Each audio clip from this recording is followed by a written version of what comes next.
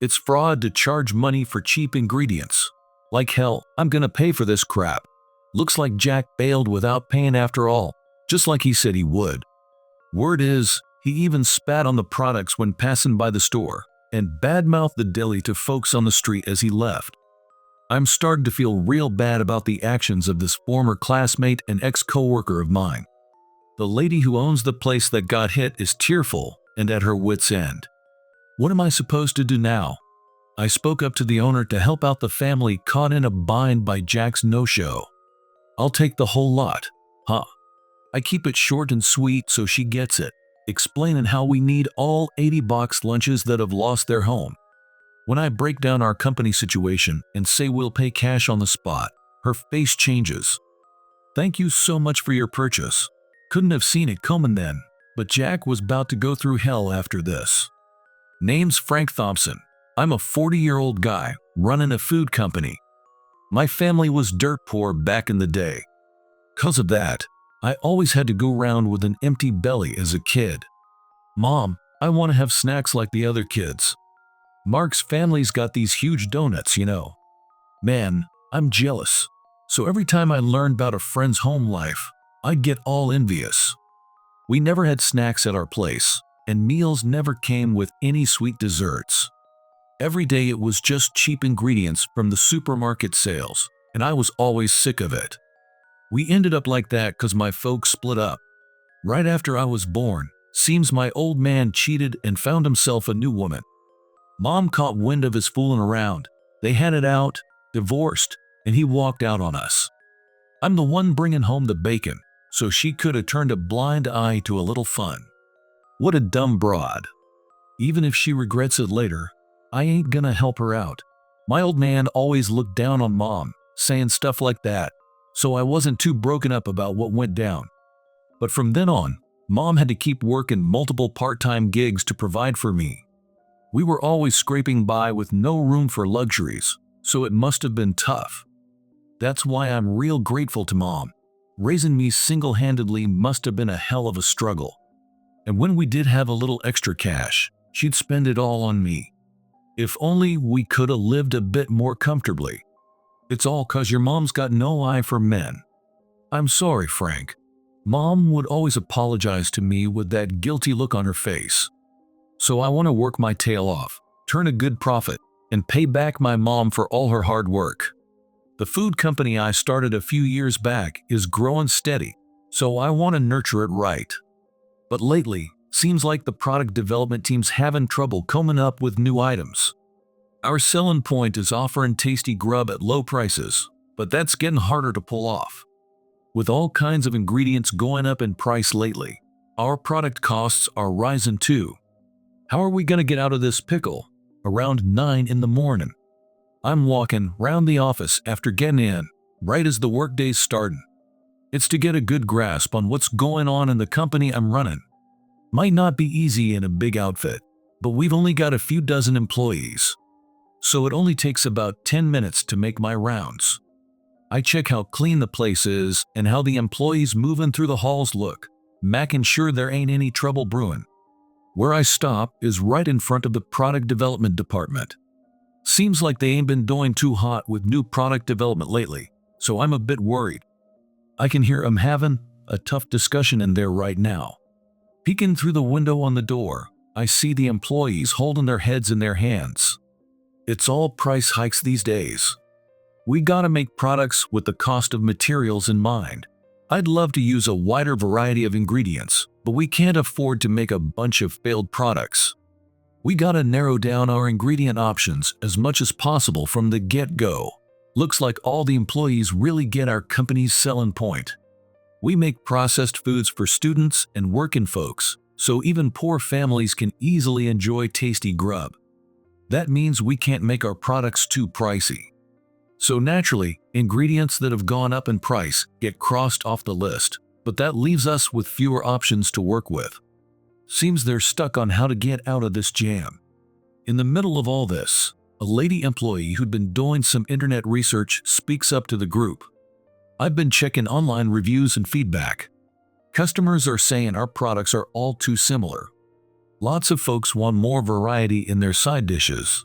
We gotta come up with new menu items so people don't get bored. But I'm drawing a blank here. Folks are saying they prefer other products with more variety at the same price point. It's gonna be tough to win back customers once they leave.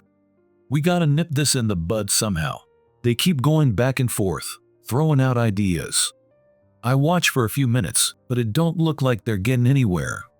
Can't spend all my time observing this department, so I take off. I wish I could help somehow, but I'm coming up empty too. It's frustrating as hell, and that feeling just keeps growing. After that, I head to the CEO's office to do my work as the company CEO. Being a small company, I gotta juggle both owner and CEO duties at the same time. I go through the pile of paperwork on my desk and think about dealing with other companies. To steer the company right, I gotta keep tabs on how our products are selling and what kind of feedback we're getting. There's a ton to do. In the middle of all this, I get a call from a guy I went to middle school with. I put the phone to my ear and hear a familiar voice. "Hey Frank, you're probably just sitting around doing nothing, right? I got some time, so I'll do you a favor and chat with ya." The guy talking all high and mighty is Jack.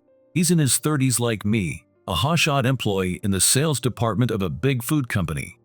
Rich kid background, graduated from a fancy college. Haven't seen him since high school, but for some reason he keeps calling me, and it's a pain in the ass. "What you want? If it ain't important, I'm hanging up. I'm busy here. For real? I never hear about your company name anywhere. Don't try to act all big shot. Man, you should have just kept working at the same company as me instead of trying to start your own business." Jack says this like he feels sorry for me, then keeps rambling on about a bunch of useless crap. None of it's got anything to do with work. Talking to Jack always gets on my nerves, so I want to hang up right away. But the guy's got a big mouth, and he often lets slip info about the company he works for. So even though it's annoying, I usually end up staying on the phone till the end. What he says is useful for making sure our products don't overlap and for analyzing big company strategies. What Jack's doing and how I'm acting probably ain't right. But our little company can't grow without doing stuff like this. Especially since I've got that goal of doing right by my mom. I wanted to take my dear mom on nice trips a bunch of times before she gets old and her legs give out. But putting aside all those benefits, I often wonder, why does Jack keep bugging me like this? He used to bother me a lot when we worked at the same place back in the day, but not this much. What the hell changed him? While I'm scratching my head about it, he just keeps on talking. "Hey, listen up. I was just coming back from talking to a client, and there was this weird deli nearby." "What's up with the deli?" "They're selling these dirt cheap boxed lunches with nothing but cheap ingredients and doing it with a straight face. It's hilarious. They're yelling their lungs out, acting all serious. I sure as hell don't want to end up like that. Man, I'm lucky I get to work easy at a big company." Jack laughs crudely, mocking the folks working at the deli. I couldn't get it. What the hell was he finding so funny? Laughing at people working their tails off. Seems like he's lost his humanity. It was just too damn funny. So I couldn't help messing with him a bit. Hearing that, I suddenly got worried about someone I don't even know. Messing with them? Don't tell me you did something to cause trouble? When I ask, Jack keeps laughing and goes on. "Don't make it sound so dramatic. I just ordered 80 boxed lunches and bailed on them. They got suspicious cause of the number, but when I dropped the name of a big company, they bought it without batting an eye." Hearing his lame excuse, I was too stunned to say a word. Because what Jack did was some seriously nasty business. I couldn't believe someone working at a food company could be so disrespectful to folks in the same line of work. Of course it was a lie, and I don't need no cheap deli, so I canceled when I passed by the shop. Good thing the store was on my way. Otherwise, I wouldn't have even bothered to call and cancel. Man, you should have seen the owner's face. It was priceless. I can't stop laughing. I couldn't believe my ears. And he don't seem to feel a lick of guilt about it. As someone running a food company, there's no way I could let Jack off the hook for this. I was about to open my mouth and give him a piece of my mind. but seems like he's had his fill of run in his mouth. He hears our company's in-house broadcast through the phone and mutters, "Is it that time already?" That's a song that was popular a few years back, ain't it? Sung by that weird group that purposely sang off-key. Fits you just right, leaving a big company. Well, I'll give you a call next time I'm bored. Later. And with that, he hangs up. Hey, wait a sec. That guy's done something terrible. After making sure the call's ended, I put away my phone with a sigh. It ain't my responsibility since it was Jack who did it. Still, I can't help worrying about the victims. Jack's always yapping about his usual route when he calls me, so I can narrow down where this deli might be. Figuring I won't be able to focus on work if I don't check it out, I decide to go take a look during my break. A few hours later, after wrapping up some work, I head out. I usually eat out to clear my head, so it ain't really a change of plans. If nothing had happened, I'd probably just grab a bite at some random place. But my bad feeling turned out to be right on the money. Walking down Jack's usual route, I spot a lady who's clearly in trouble. She's talking to another employee in front of a two-story shop. "Boss, we still haven't gotten the cancellation fee, right?" "No. A customer just walked by earlier and told us it was canceled." That's all. The one called boss looks to be in her 30s. She's holding her head in her hands, staring at the pile of boxed lunches lined up out front. What should we do? Maybe we should have made him pay up front after all, huh? You're right. I let my guard down, 'cause it's usually all regular customers. We might have to do that from now on. Don't like the idea of mistrusting folks, though. A young man comes out from the back of the shop and talks to them. The kid looks to be in his late teens. He'd usually be in school at this time on a weekday, but he's got a cooling patch on his forehead, so he might be homesick. "Mom, you okay? I was watching from the second floor window earlier. Why are there so many boxed lunches piled up?" "It's nothing. You should be in bed, shouldn't you? But there's one kind that's way overstocked." "Did someone bail on you? Did you at least get a cancellation fee?" The lady tries to brush off her worried son, but it looks like she failed. The truth about the 80 leftover lunches comes out, and both mother and son end up holding their heads in dismay. "You're working even on your days off for my school fees and medical bills, ain't ya? That's why this happened." If you were thinking straight, you'd realize it's fishy to get such a huge order from someone who ain't a regular. "Don't worry about me, just take a break. I can't do that. You get sick easy, so I gotta earn money in case something happens."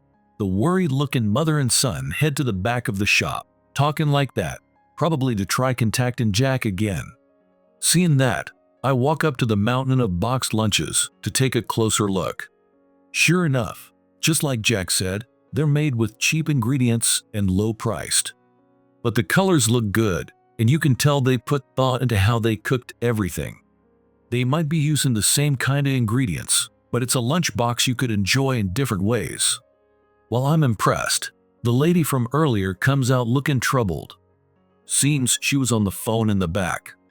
I could figure out a lot from her talking to her son about it as they walked. Looks like she was talking to Jack, but he flat out refused to pay any cancellation fee. I can't believe that customer would say such things to Mom. What a rude person, seriously. I can't believe it. I wonder how he was raised. They're all fuming mad, talking about what was said on the phone. According to them, Jack said one last thing before hanging up. It's fraud to charge money for cheap ingredients. Like hell, I'm gonna pay for this crap. Looks like Jack bailed without paying after all, just like he said he would. Word is, he even spat on the products when passing by the store and badmouthed the deli to folks on the street as he left. I'm starting to feel real bad about the actions of this former classmate and ex-coworker of mine. The lady who owns the place that got hit is tearful and at her wit's end. What am I supposed to do now? I spoke up to the owner to help out the family caught in a bind by Jack's no-show. I'll take the whole lot. Huh? I keep it short and sweet so she gets it, explaining how we need all 80 box lunches that have lost their home.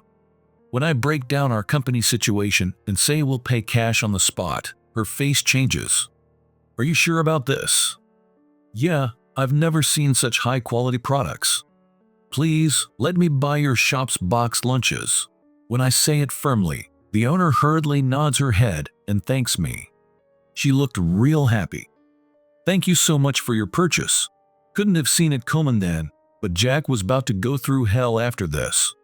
After agreeing on the deal, we realized we hadn't introduced ourselves yet, so we exchanged names. The shop owner's name is Nancy Wood. Her high school son is named Kevin. I named him hoping to bless him with all sorts of things.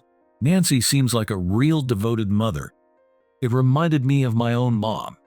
I hope folks like Nancy can find happiness. After that, since I obviously couldn't carry 80 boxed lunches by myself, I called some employees from the company.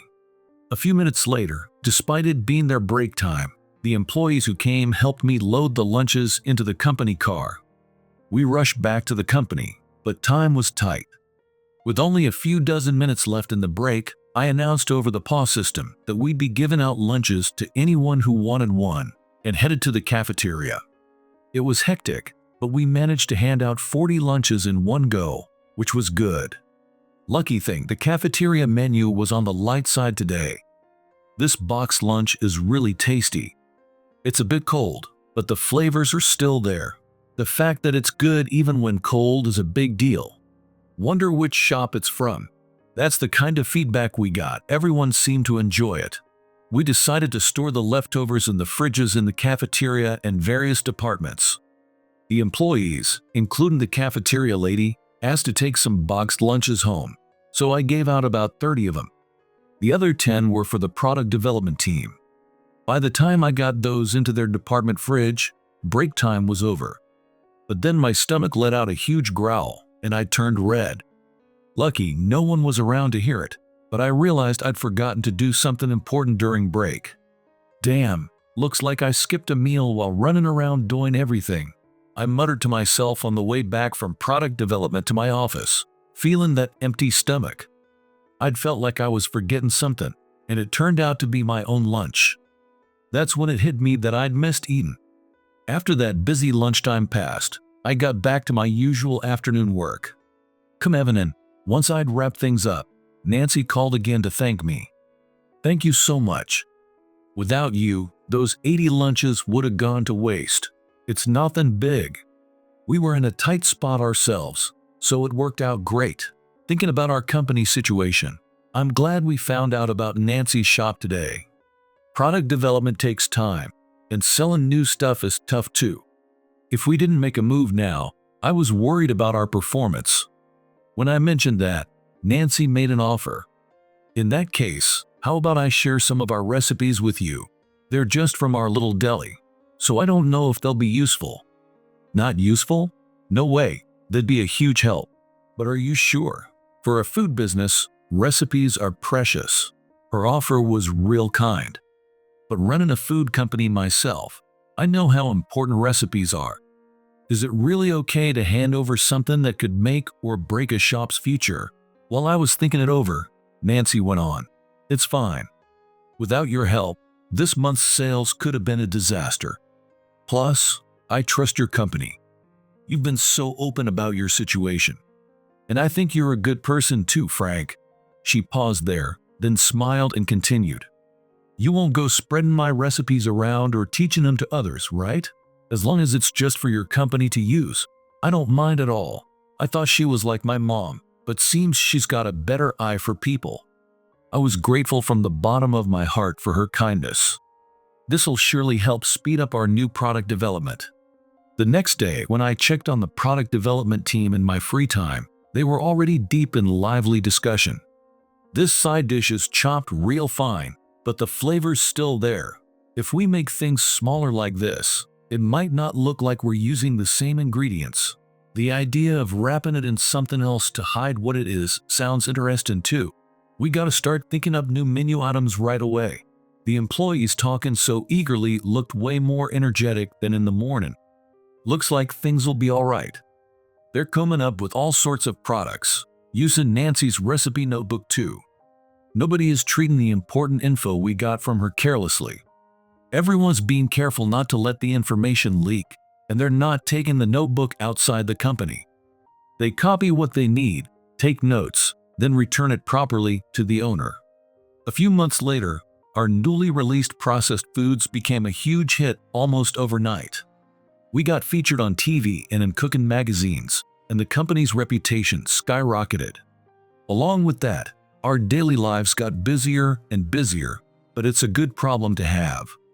We're getting interviewed by all sorts of media and macking deals with different companies. I want to ride this wave and keep growing the company bigger and bigger. I want to make lots of customers smile and use the money we make to pay back my mom for all she's done. There's places I want to take her, but she's getting on in years, so somewhere that's easy to get around would be good. Better look into some options now. I was thinking about stuff like that during my breaks while going about my daily work, when Jack shows up at the company. He didn't just call like usual. It was pouring rain that day, with thunder and all. Must have been something serious. I couldn't ignore him acting so different, so I decided to hear him out in the reception room. After wrapping up my work, I headed over. Jack was sitting on the sofa, looking sour. He was sipping some hot tea the secretary brought, but frowned when he saw me. He put down the steaming cup and got right to it, without even saying hello. Seems your name's spreading like wildfire. Like you used some kind of magic. What tricks did you pull? Pay off some media folks? I sat down on the sofa and sighed before answering. What are you talking about? That's not possible. My company's too small to do that, even if we wanted to. Of course, we wouldn't do something so underhanded anyway. Jack snorted and looked at me like I was something nasty. Cut the bull. Just tell me what you did. A company like yours don't get famous by honest means unless you hit the jackpot or a miracle happened. You said it yourself. That jackpot or miracle did happen. Though the trigger was clean up the mess you made with that no-show. What are you talking about? I explained to his confused face what went down at Nancy's Deli. After hearing it all, Jack flew into a rage and kicked the table in front of him. The impact made the tea spill out of the cup. Someone like you with nothing can't succeed. It's not right. Your company was unknown just a while back. How'd you get so famous so quick just by macking a few tweaks? I wiped the table with a nearby cloth and replied, what can I say? We just did what needed doing. Customers notice that stuff. If you're serious about it, they'll respond. Don't stand in front of me.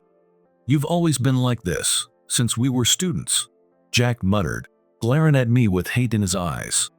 But I had no idea what he was on about. He'd always been the one picking fights one-sidedly. I hardly ever talked to him much. You barely try, make a few little changes, and suddenly you're standing above me. I've always hated that about you. Red-faced, Jack threw the teacup on the table at me. I dodged it in a panic. Luckily, it hit the sofa and didn't break, but it gave me a real scare. There was no coffee left in it, so I didn't get burned, and it didn't fall and shatter. But it could have been real bad if things went a bit different. Why do you keep messing with me anyway? Did I do something to you? You always start behind me, but before I know it, you're walking ahead. It's always pissed me off. I was real confused, having no idea what he meant. Seems Jack was always comparing himself to me, but I don't remember ever trying to compete with him. I never even thought about trying to get ahead of him, with his rich background and smarts. While I was puzzled, Jack spoke up. Remember in middle school when I gave out side dishes from my lunch to the other poor kids? Oh yeah, when you brought those fancy ingredients. There were other kids in my class with tough home situations too. For some reason, Jack said he'd give them some of his lunch sides one day. Everyone gathered round me all happy, with no pride. You were there too, weren't you? Well, it's not like we get to eat caviar and truffles every day. I remembered that big, fancy cold lunchbox, full of expensive foods kept nice and chilled. It's natural for a poor kid like me to be interested in that. But the next time I did it, you'd lost interest. Instead, you were standing out with your homemade lunch. That was probably just cause it was the second time, so we'd gotten bored of it. Whether it's cheap or expensive, people tend to avoid the same old thing. Working in the food industry and hearing customer feedback, I understand that feeling well. I think I brought scrambled eggs that time. My mom had gotten a bunch of eggs near their expiration date for free from some store. That don't mean your lunch lost its value or anything. I said what I thought, but Jack wasn't listening. And remember when that college professor came for a special lesson? I answered all his questions, but he liked your crazy answer better. Oh yeah, that did happen. I think it was about ways to divide shapes evenly. Jack was going on about methods for dividing into 6 or 7 parts, using fancy equations. I joked about just cutting everything into 1 centimeter squares and grouping them into 6 piles. Surprisingly, the professor thought that was interesting. That surprised me too. But it don't mean you're dumb. Just a different way of thinking. Seems that incident really got under Jack's skin though. I can't stand anyone being better than me, especially some poor dummy. For Jack, being better than others seems to be everything. Maybe that's why he can't ignore it when someone he looks down on succeeds. After that, Jack left, his face still beet red. Right into the pouring rain and thunder. Can't get his parting words out of my head. No matter how hard you try, you can't beat luck or miracles. He bailed on Nancy's shop and keeps messing with my work. But just then, I felt a bit sorry for him. I don't know, but he's probably put in a lot of effort behind the scenes. Even if it's a misunderstanding, having that work trampled on would make anyone bitter. After seeing him off, I couldn't focus on work for a while and just spaced out. Then Nancy showed up at the company. Oh right, today was the day she was teaching our employees about cooking ingredients. The recipe notes are helpful, but some things are hard to get across just in writing. That's why we have her come teach directly sometimes. Of course, we pay her properly for the lessons. More than usual even, since she helped get our products selling. Her son Kevin was talking about overworking herself, so I hope this money helps her work a bit easier. An hour later, I headed to the product development department and ran into Nancy just leaving the room. I called out to thank her. It's been a while. How are our employees doing? They're all quick learners, so it's been a real pleasure. It's rewarding to teach them. After some small talk, Nancy brought up Jack. By the way, I saw that Jack fellow leaving your company when I arrived. Do you know him? No, not really. We were classmates a long time ago, and he gives me trouble sometimes. Nancy might feel weird if she thought our company was friendly with someone who caused her shop trouble. So I said we didn't have much of a relationship. But then she said something I never expected. I see. Guess he hasn't changed since back then. You know him? Yes. I couldn't place him when he canceled on us, but we used to compete in the same singing contests. According to Nancy, Jack wanted to be a singer. So he and Nancy, who had the same dream, often ended up in the same contests. When we first met, he was a good kid working hard at practicing. But at some point, his personality took a bad turn. Nancy looked down as she continued talking about those days. Seems his parents were giving money and toys to rival kids, telling him to slack off. After he found out about that, Jack changed completely. After that, he stopped practicing singing altogether. Now that I think about it, Jack always knew a lot about singers back in school. Even though he didn't mention it often, so I never paid much attention. He might have been unable to let go of his dream deep down. Probably, he changed after realizing that no matter how hard he tried, money could easily change the results. Is that why his heart got twisted? I feel for him, but that don't make it okay to harass people. I hope Jack realizes that someday. A few months later, seems Jack didn't have a change of heart. He pulled the same kind of stunt again. Nancy was kind, so she didn't blame him for bailing on the deli order, but this time it wasn't gonna fly. Looks like he ordered some company supplies from a shop. But just like with the deli place, he didn't pick up the goods or pay for them. He targeted a shop that doesn't take upfront payments, so he probably meant to cause trouble from the start. The shop complained to his company, and his boss tore him a new one. It ain't my fault. I never made that order. This is some kind of setup. He tried to make excuses like that, but the other side had recorded the order call, so there was proof. Since then, he's been having a tough time at work. But his hell ain't over yet. Seems his coworkers figured it's okay to bail on any plans with Jack, so they're messing with him in all sorts of ways. Like canceling just his reservation for company events and parties. Jack's having a hard time every time this happens. I hope this makes him realize just how terrible his actions were. I once saw him getting harassed by his coworkers. A guy like you would ruin the food if we let you in the restaurant. Yeah, get lost. Seems they wouldn't let him into the pub for the holiday party. When I happened by and said I'd report it to the company, they quieted down. I hear Jack's changed a bit since then, and he stopped harassing others. I can't help but hope he stays that way. On my end, things couldn't be better. The company's growing steady, and our reputation's improving. It'll take time to get as big as the major companies, but we've got way more customers using our products now. Sometimes when I go to the supermarket, I get happy seeing our products lined up on the shelves. Mom, I want this boxed lunch for next time. Sure. These processed foods are handy, and we can use them for regular side dishes too. Nothing beats seeing customers smiling as they buy our products. My mom's face comes to mind. It might take a bit more time, but I want to repay her someday. I've got the travel plans ready, just need to make the time. Nancy doesn't have to work so hard now that she's got work with our company. Kevin thanked me too. Thank you, Mr. Thompson. Because you bought our boxed lunches that time, Mom's been able to take breaks. We even went on a trip together recently. I was planning to take over Mom's deli when I grow up, but I'll keep working for your company as an option too.